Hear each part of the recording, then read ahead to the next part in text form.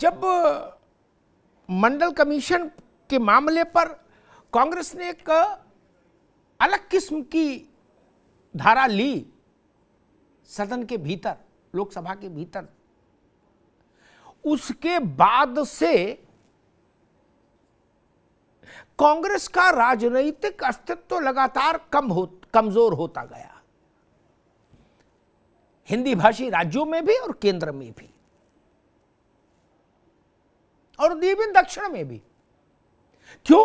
क्योंकि जो भारत के पिछड़े वर्ग की आबादी थी वो धीरे धीरे कांग्रेस से दूर हो गई। भाजपा का जो अभ्युदय काल हुआ 2014 से, जब से नरेंद्र मोदी राष्ट्रीय पटल पर आए भाजपा के, उसको अगर आप देखेंगे तो उसका जो सबसे मजबूत पिलर है वो ओबीसी है। भाजपा ने अपने पुराने जनाधार को बनाए रखते हुए ओबीसी के दिलों में अपने लिए एक बड़ी जगह बनाई, जिसका परिणाम हुआ कि पूर्व पश्चिम उत्तर दक्षिण सब जगह भाजपा का परचम लहराने लगा।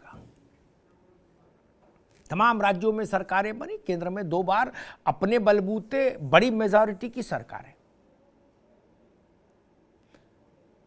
तो इति सिद्धम, कांग्रेस भाजपा दोनों को उदाहरण देके ये बात समझ में आती है कि ओबीसी जिसके साथ, सत्ता उसके पास। अब उत्तर प्रदेश में पेच फंस गया स्थानीय निकाय के चुनावों को लेकर।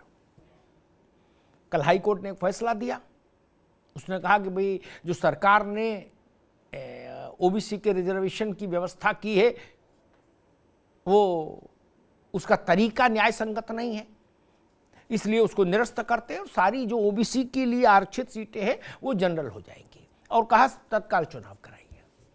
अब योगी सरकार सुप्रीम कोर्ट जाएगी, वहां से कोशिश करेगी ये आदेश हासिल करने की कि भाई चुनाव तत्काल कराने की बाध्यता हट जाए, आयोग गठित हो, फिर आयोग के हिसाब से ओबीसी का आरक्षण हो, आदि आदि आदि। एक लंबी प्रक्रिया है, 3-4 महीने उसमें लगेंगे।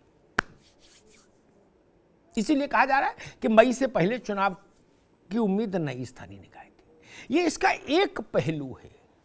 अब दूसरा पहलू, ये तो कानूनी पहलू है,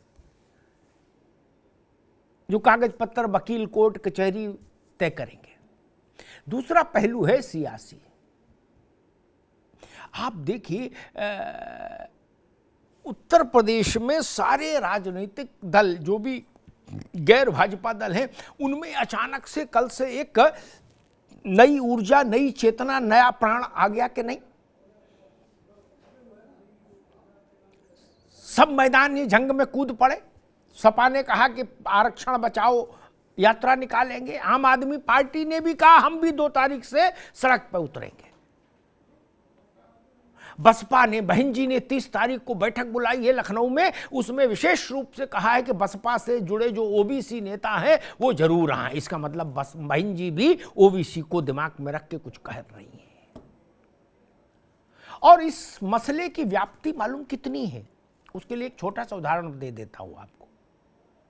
गाजीपुर से गाजियाबाद, बस्ती से बहराइच का मसला नहीं, इस गलत फहमी मत रहिएगा।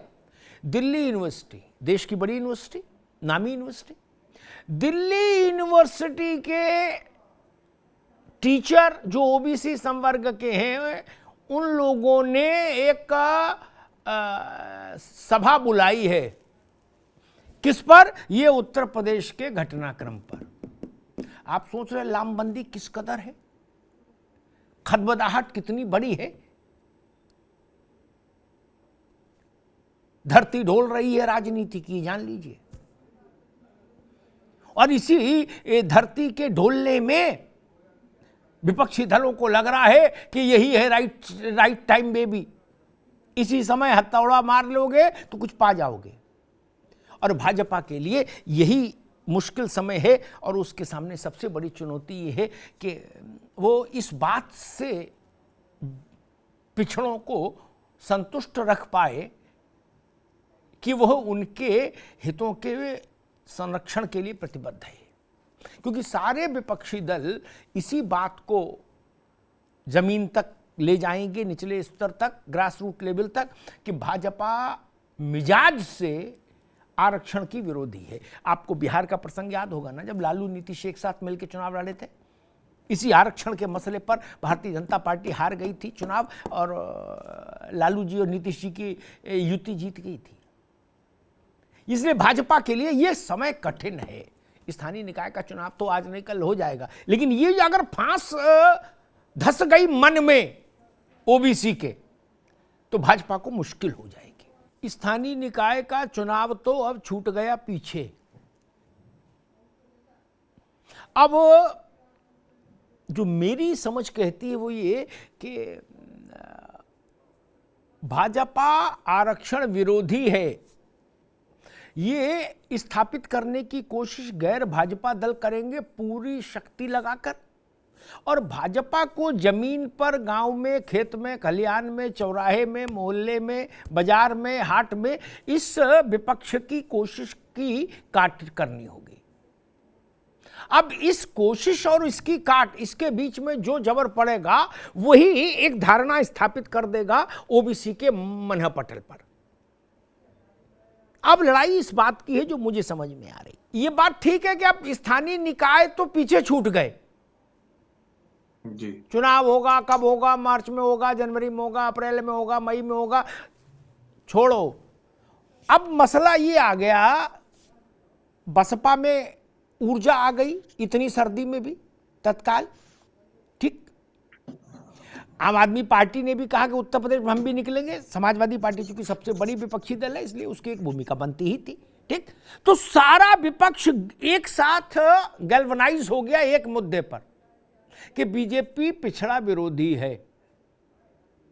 क्या अब बीजेपी पिछड़ा विरोधी है, ये नारा एक तरफ, और बीजेपी पिछड़ों के साथ है ये नारा एक तरफ। क्या इन दो नारों के बीच में अब शक्ति परीक्षण होगा? मैं उस बहस में अब पढ़ ही नहीं रहा कि ट्रिपल टेस्ट क्या है और फलाना क्या है और सुप्रीम कोर्ट का आदेश क्या कहता है, कुछ नहीं। एक मिनट, आप समझे नहीं अभी, एक मिनट रुक जाओ।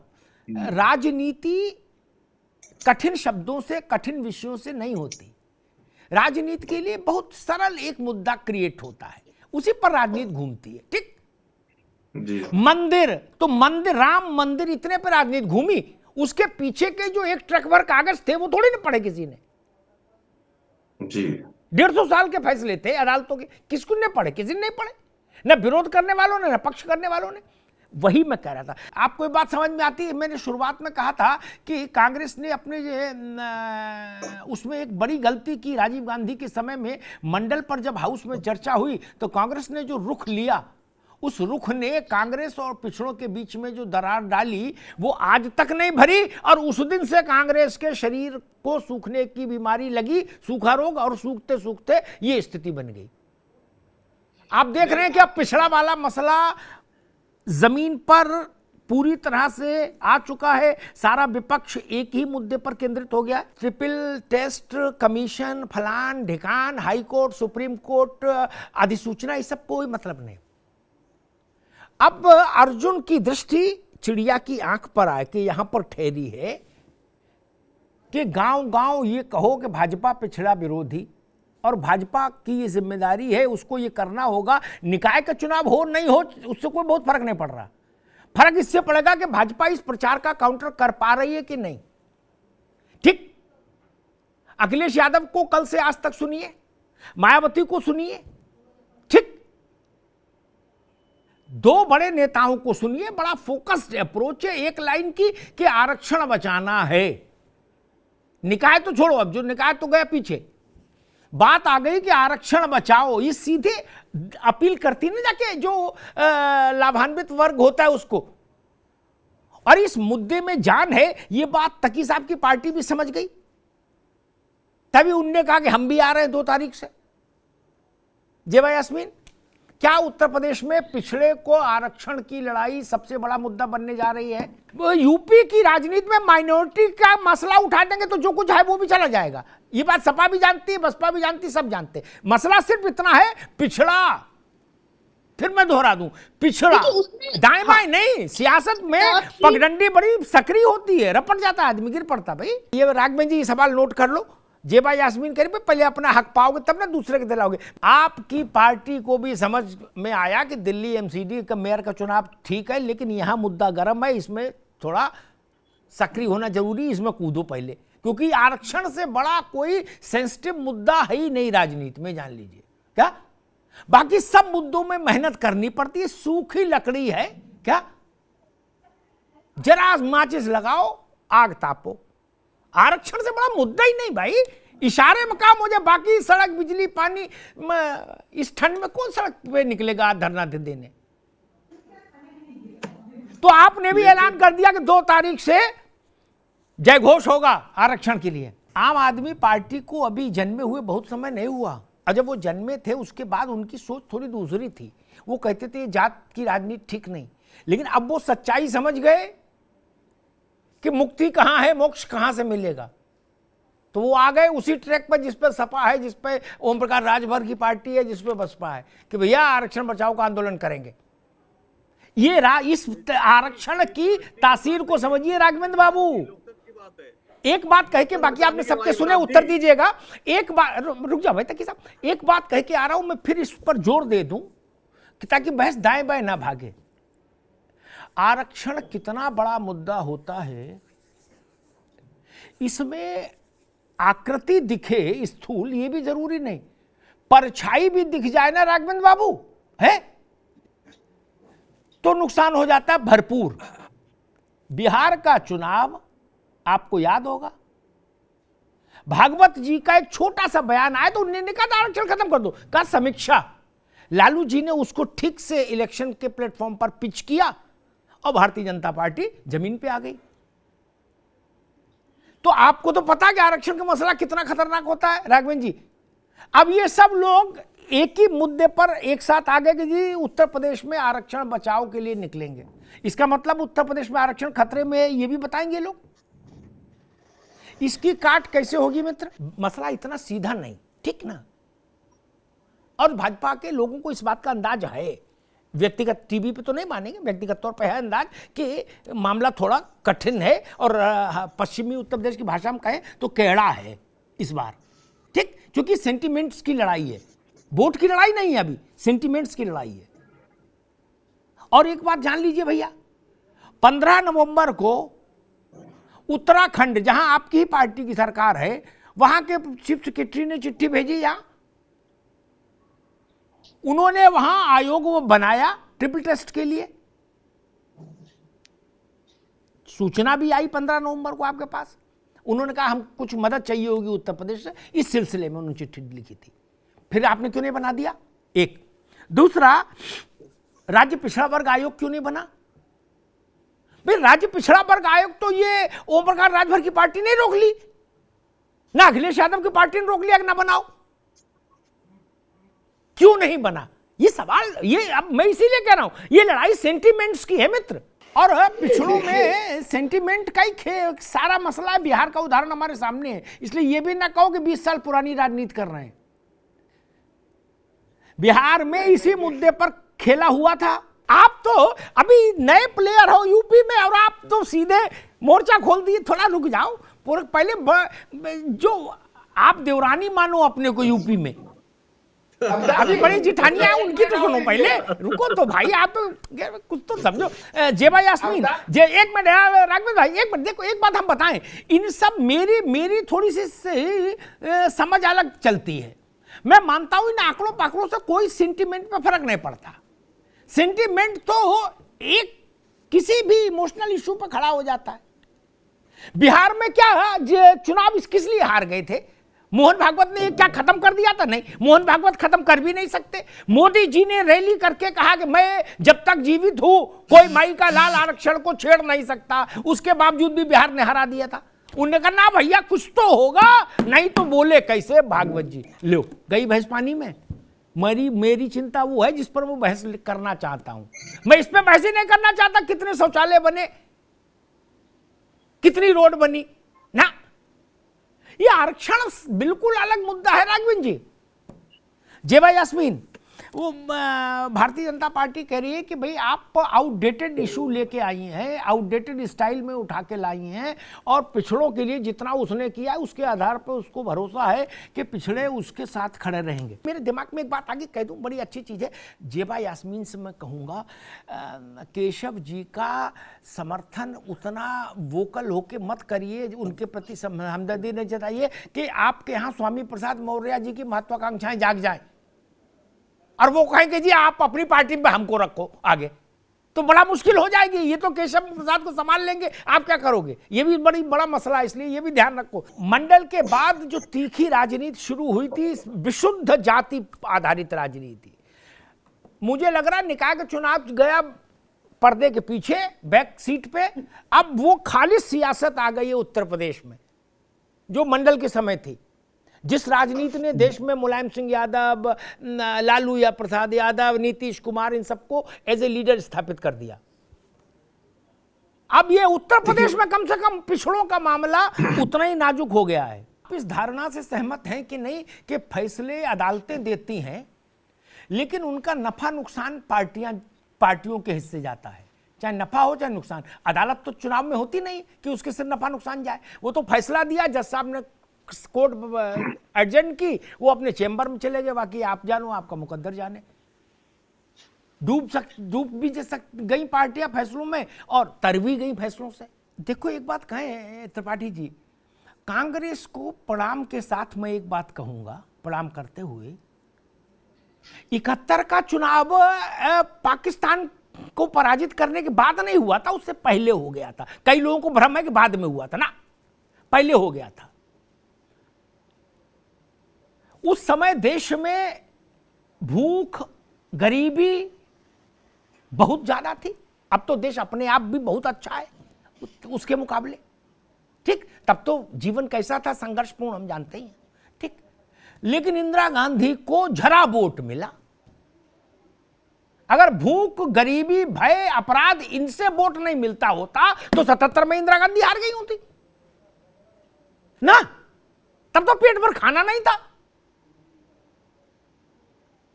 इसलिए मसला वो नहीं, मैंने फिर कहा, मसला है संवेदनशील मुद्दे, और संवेदनशील मुद्दों पर ही सरकारें बनती हैं और सरकारें गंगा में प्रवाहित भी हो जाती हैं। कांग्रेस इस बात को जितनी जल्दी समझ लेगी उतना ही अच्छा है, और नहीं समझेगी तो मेरा पुनः प्रणाम उसको।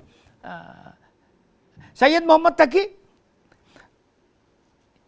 क्या आप, ये जो आरोप है कि भारतीय जनता पार्टी की सरकार ने जानबूझकर पैरवी नहीं की, ये जो आरोप विपक्ष लगा रहे हैं, इसके पीछे तर्क क्या है भाई? विपक्ष ने अभी भी उस चीज को इस्टेब्लिश करने की कोशिश की, लेकिन जैसे जैसे समय आगे बढ़ेगा, दिन आगे बढ़ेंगे, मेरी सिक्स सेंस कहती है विपक्ष का मूल स्वर ये होगा कि बीजेपी की सरकार ने विलफुली, यानी जानबूझकर ऐसी परिस्थिति पैदा की जो पिछड़ों के राजनीतिक हितों के खिलाफ जाती है परिस्थिति। राघवेंद्र जी, इस आरोप से, इस एक और बात सुन लो महाराज, इस आरोप के जवाब में कितने शौचालय बनाए, कितने राशन बांटे, ये तर्क नहीं चलेगा, ये मेरी समझ कहती, ठीक।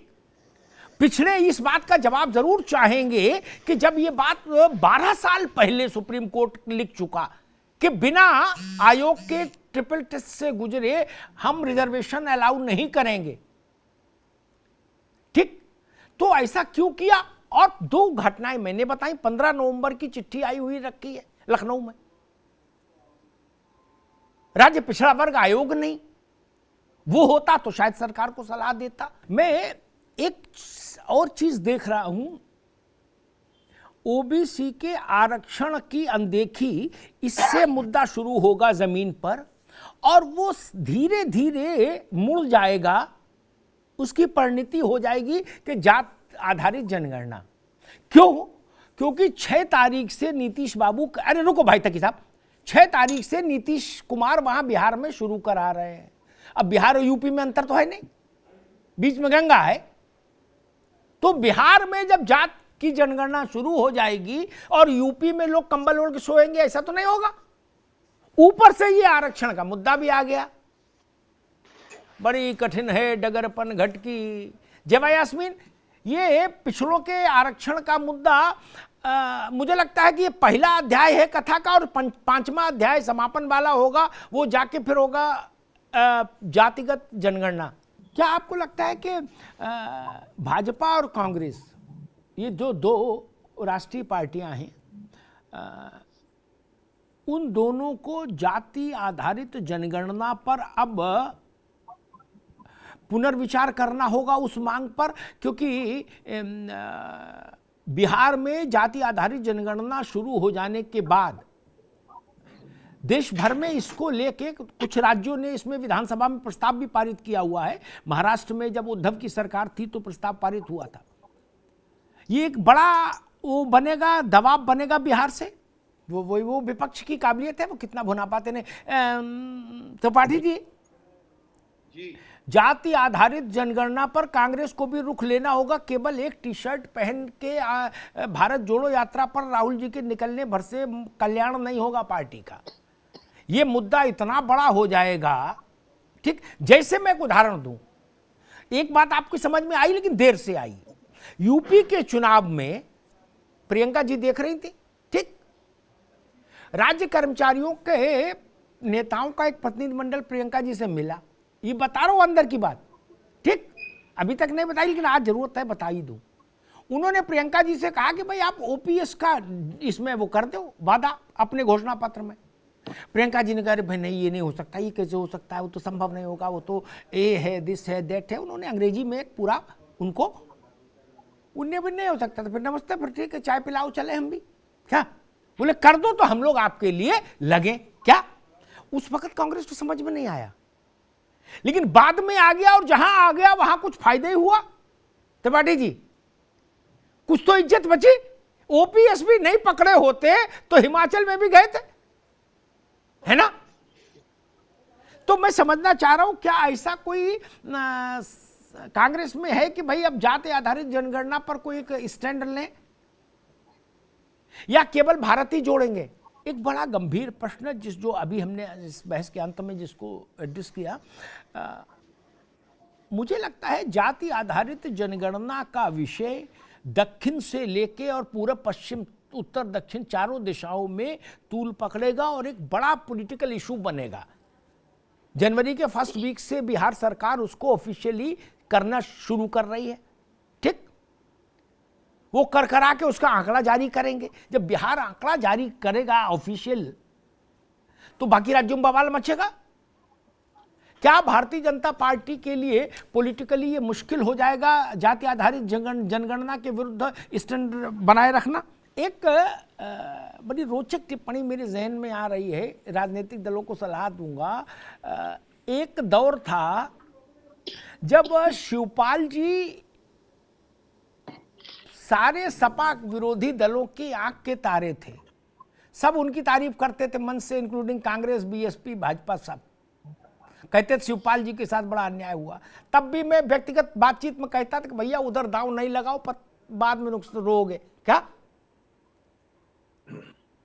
अब वो परिवार एक हो गया, ठीक, दांव सबने लगाया, भाजपा ने भी लगाया, कांग्रेस ने भी लगाया, ठीक है ना। मुझसे कोई पूछेगा टेलीफोन करके तो मैं बता दूंगा कब कहां कैसे दांव लगा, उसकी शर्तें क्या थी, वो भी मुझे मालूम है। मायावती जी ने भी लगाया। क्या अब चाचा तो चाचा है, पुराने खिलाड़ी है, वो जो शिव अखिलेश जी कहते हैं वो सबको झूला झुलाते रहे। अब केशव जी हैं, मैं देख रहा हूं सपा, बसपा, आम आदमी पार्टी, कांग्रेस, सबके हृदय में केशव जी के लिए जो अति प्रेम उमड़ रहा है, वो ऐसा ना हो कि वो शिवपाल यादव पार्ट 2 हो जाए मामला। इसलिए दिल के अरमा दिल में रखो, ज्यादा जाहिर करने में फिर बाद में दिक्कत आ जाती। खैर, मुझे ऐसा लगता है कि जाति आधारित जनगणना जो है ना, मैं जब बहुत जिम्मेदारी से बात कह रहा हूं, मैं जानता हूं इस बात के कई अर्थ निकलेंगे और कई ढंग से मेरे ऊपर टिप्पणी भी होगी, लेकिन मुझे लगता है बुरी चीज नहीं है। क्या जाति भारत की सच्चाई नहीं है? है। उसके आधार पर वर्ग कह लीजिए, लेकिन जातियां भी हैं, वर्ग में जातियां ही है ना, आरक्षण है ना, संविधान सम्मत। हम चाहते हैं कि इल्यूजन में आरक्षण रहे। मैं भाजपा और कांग्रेस दोनों से कहूंगा कि आप लोग बुद्धिमान हैं अगर हैं तो जरा इस बात पर सोचिएगा। मैं तो कहता हूं 27% ही क्यों, यह हो सकता है ये कम हो और हो सकता है ये ज्यादा हो, तो भी अनैतिक है ना। आबादी के हिसाब से हिस्सेदारी क्यों नहीं? हमारे देश में जितने एससी हैं, जितने एसटी हैं, उनको उसके हिसाब से हिस्सेदारी क्यों नहीं मिले? पिछड़ों को भी मिलनी चाहिए। आरक्षण देश का कमिटमेंट है, किसी पार्टी का कमिटमेंट का मसला थोड़ी ना है। न किसी पार्टी के अच्छे लगने और खराब लगने से इसका कोई, इसकी सेहत में फर्क है। ये भारत ने कमिटमेंट किया, लोकसभा संसद ने दलितों के लिए और आदिवासियों के लिए संविधान सभा ने, संविधान ने कमिटमेंट किया, और पिछड़ों के लिए संसद ने कमिटमेंट किया। क्या इसमें कितनी बुराई है? क्या क्यों नहीं भाई नाक मुंह सिकोड़ते हो सब लोग? अगर ये पता लग जाए तो कोई बुरी बात है क्या? मैं समझ नहीं पाता कांग्रेस और भाजपा इस मामले में क्यों शाई हैं, क्यों पीछे छुपती हैं। ऐसा लगता है कि पता नहीं ये आंकड़ा जाहिर हो जाएगा तो कोई भूकंप आ जाएगा। क्यों? ये जो ट्रिपल टेस्ट है, मैं भाजपा और कांग्रेस दोनों, मुझे ट्रिपल टेस्ट क्या है? इसमें संख्या का काउंटिंग है ना। तो वो जनगणना में, और जो बात राघवेंद्र जी ने कही, मैं उससे बहुत मुतमईन नहीं हूं। आजकल इतनी ज्यादा तकनीक वो हो गई है, आपको एक कॉलम ही तो बढ़ाना है, बढ़ जाएगा, उसका टेबुलेशन हो जाएगा। क्या दिक्कत है? अगर देश की एक बड़ी आबादी इसको चाहती है तो तर्कपूर्ण बात है, तर्कसंगत बात है, इस पर चिंतन होना चाहिए। और नहीं, इस पर एक सर्वदलीय बैठक बुलाए सरकार, सबको बैठाए, पूछे, बताए क्या रास्ता निकल सकता है। लेकिन हां, जब तक आरक्षण है तब तक तो इस बात की, हां, जब आरक्षण नहीं रहे देश में, ऐसी सब लोग समरस हो जाएं, एक समान स्थितियां हो जाएं कभी, तब मैं कहूंगा जातिगत जनगणना की जरूरत नहीं। लेकिन आज तो है। और ये जो पिछड़ों का जो मसला आया उत्तर प्रदेश में, मुझे लगता है ये विपक्ष को एक नई ऊर्जा दे गया।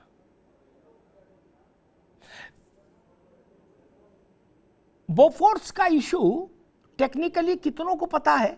नेताओं को नहीं पता होगा त्रिपाठी जी, नेताओं को नहीं पता होगा, 2-2, 3-3 बार के सांसदों को नहीं पता होगा मसला क्या था ना। बाकी तो कार्यकर्ता प्रवक्ता छोड़ ही दो। बीपी सिंह निकलते थे, वो कुर्ते की अपनी जेब, शेरवानी, उस शेरवानी की जेब से एक कागज निकालते थे, उसमें कुछ राम नाम कुछ लिखा रहता था, और ऐसे दिखाते थे, कहते थे ये है तोते की जान, राजा की जान तोते में, तोते की गर्दन मेरे पास, इसमें लिखा है सब खाता वही बोफोर्स का।